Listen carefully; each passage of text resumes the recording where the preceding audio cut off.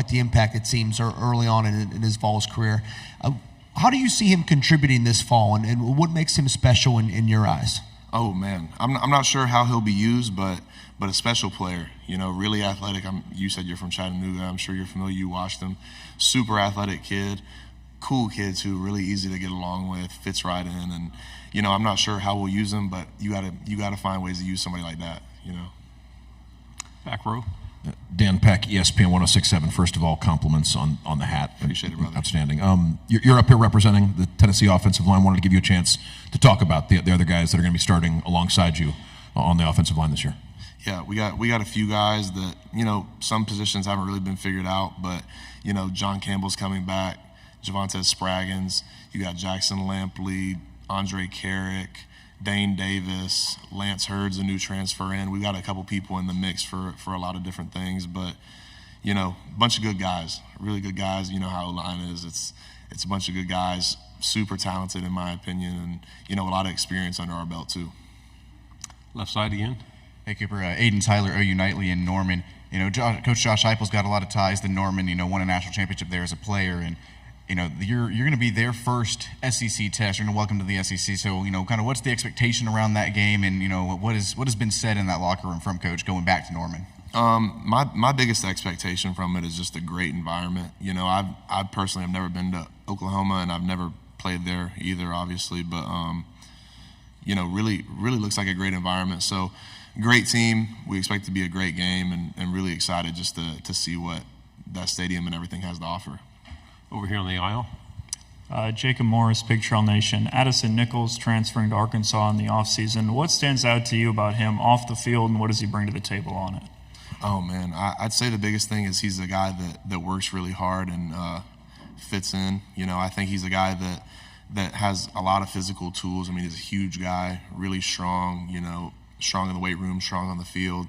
He's still young, trying to put it all together like we all are, and I think he'll have a good spot over there at Arkansas for sure. Left side. Michael Cobble, WBRZ TV in Baton Rouge. I got a number of questions. We'll start with the hat.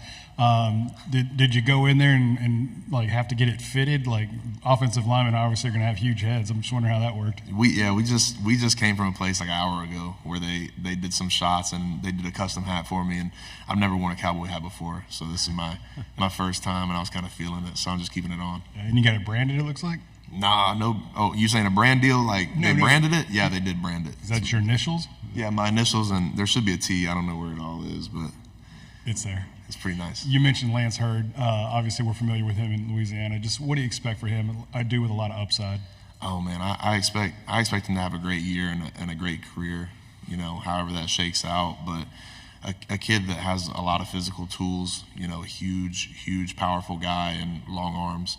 And that's kind of a recipe for success when it comes to O-line. So really excited to see how he grows and develops. He's still a young kid, so he's got a lot of stuff to get through and work through. But I think he'll be a really, really good player.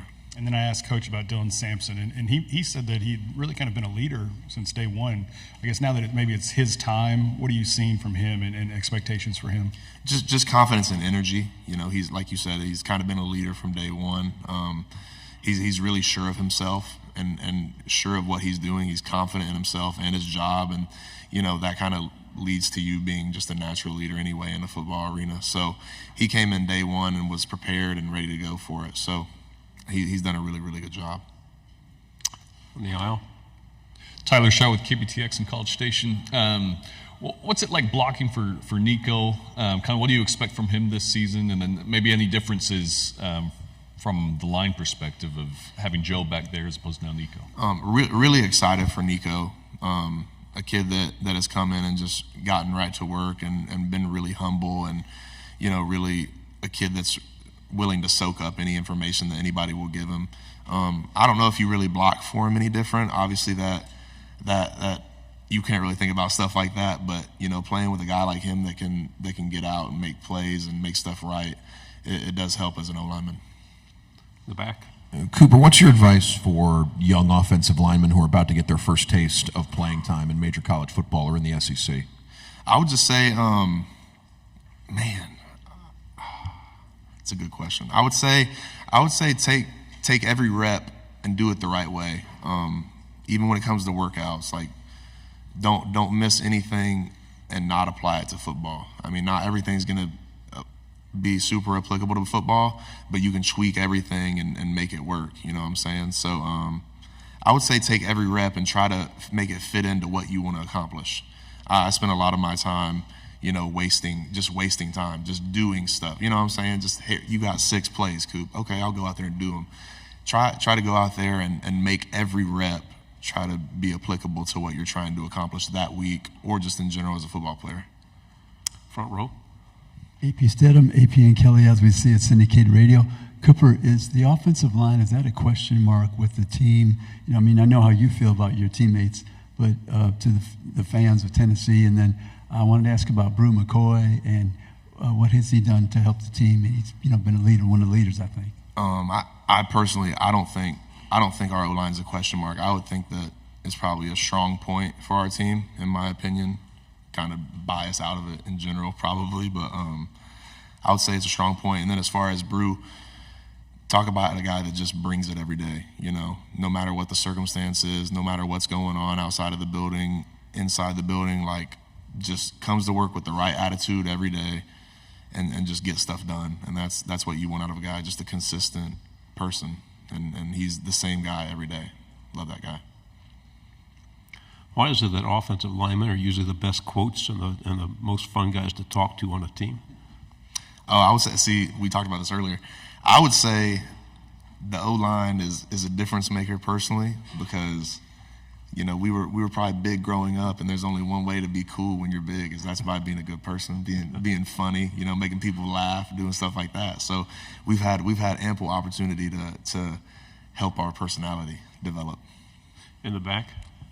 What kind of luxury is it? You mentioned the experience coming back on the offensive line. How important is it for offensive linemen to be on the same page, and what kind of luxury is it to have a bunch of guys that you're really familiar with playing alongside you?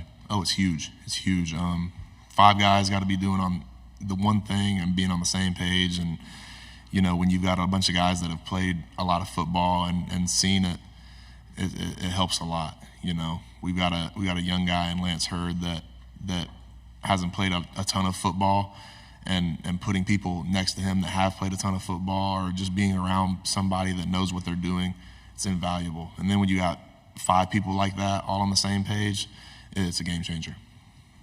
Final question here.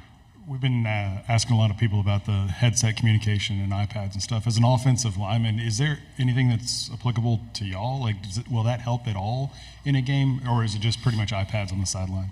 iPads on the sideline will be big, like you asked. That's huge. For the communication, I wish I had something. You know, I mean, obviously the quarterback's going to have it, but if you could make it too, that would be pretty nice. But for us, we've got a high-powered offense that moves really, really quick. You cut out any miscommunication, you're just going straight to the source. So.